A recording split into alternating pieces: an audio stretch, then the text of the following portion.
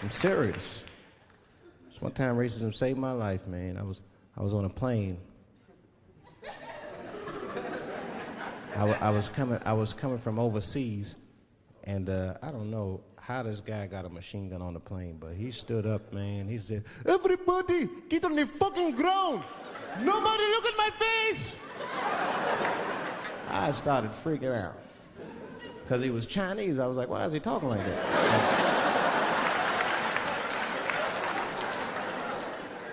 He was screaming and crying.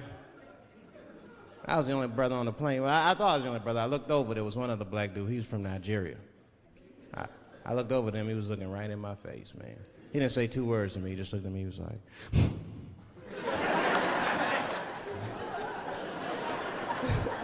He didn't need to talk, I knew just what he was talking about. I looked right back at him, I was like...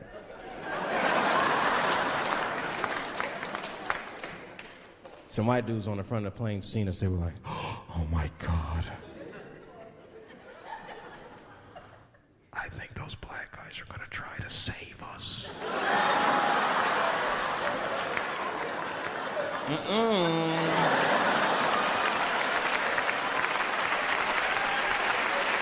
We were just communicating that we understood the situation. We were both seeing the same thing. What we understood was simple. Terrorists don't take black hostages. That's the truth. I have yet to see one of us on the news reading a hostage letter and shit. They is treating us good. We all chilling and shit. I'd like to give a shout out to Ray Ray and Big Steve and Central Newport.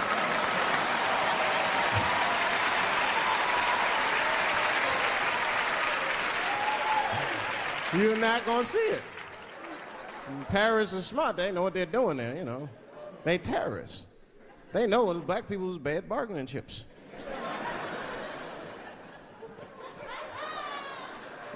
They called the White House and said, "Hello? We have got 5 black...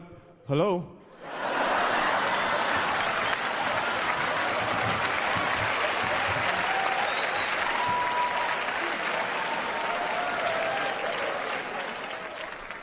You'd be back in D.C. You know, I was thinking, man, this is an election year.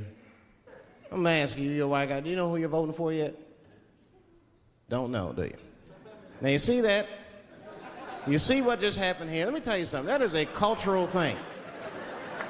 He knows who he's gonna vote for. He's just not gonna tell me. See? I've noticed that. That is a cultural thing. White people do not like to talk about their political affiliations. It's a secret. You ever ask a white guy who's voting for you?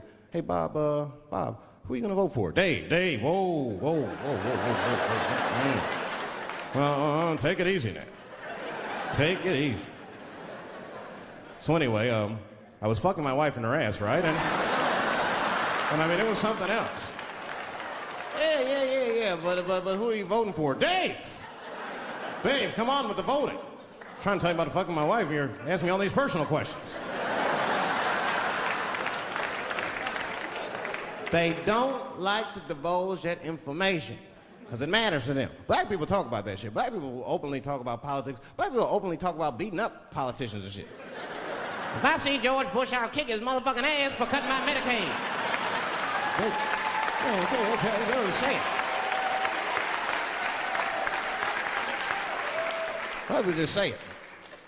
But there's a reason for that. Because it matters more for them. It matters more. Black people see, even when I vote, right? Which I don't. But even when I think about who I would vote for, right? I don't even look at their political policies. I just look at their character.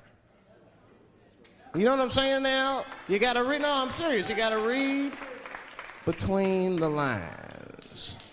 You look at Clinton, and black people like Clinton, because we've seen him on the campaign. I saw one thing on the campaign trail. He actually just picked a black baby up and kissed him. "Come here, you little nigger baby." Mwah, just kissed him. I said, I like that. He did not hesitate or nothing. You see George Bush Jr., he be there, ugh.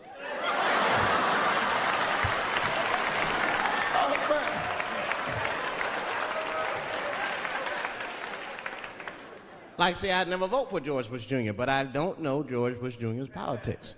The only thing I know about George Bush Jr. is that guy sniffed cocaine. That's right. Now, listen, we cannot have that shit in the White House. That might be fine for a mayor, but goddamn it, not in the White House. Not in the White House. You know what I'm saying? The stakes are too high in the White House. Can't have no coke-head president. He be selling nuclear secrets for $20, $30 and shit.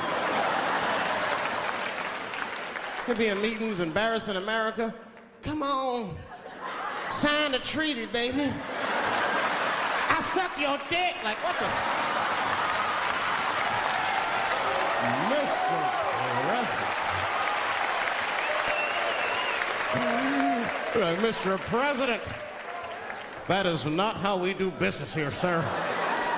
Stop sucking the ambassador's dick. No, let him finish.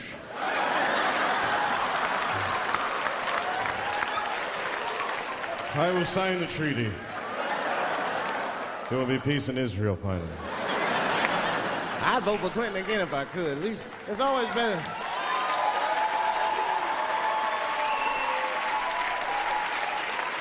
Now again, I'm not looking at his politics. Don't know what his politics are.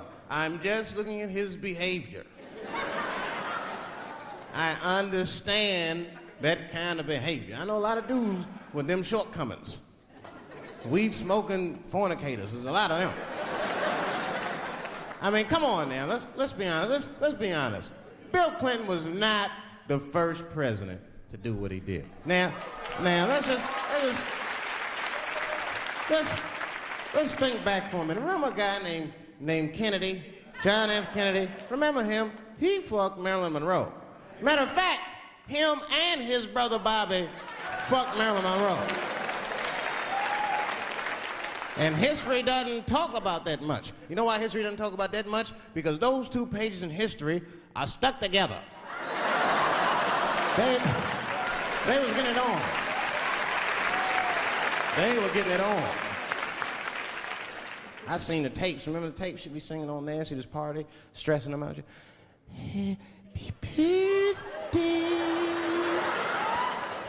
Mr. President. Bitch, my family's here.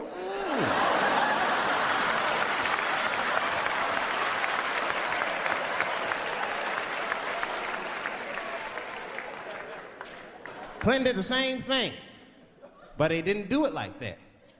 Because it's the year 2000, he's busier than Kennedy was. He was a busy man. Clinton did that kind of thing the way busy men do it. You know what busy men do?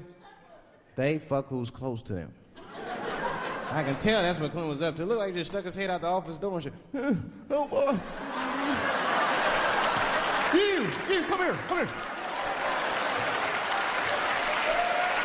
I made my penis up for my 3:30, come on. Oh, boy. He's probably looking at Kennedy's picture and shit. Oh.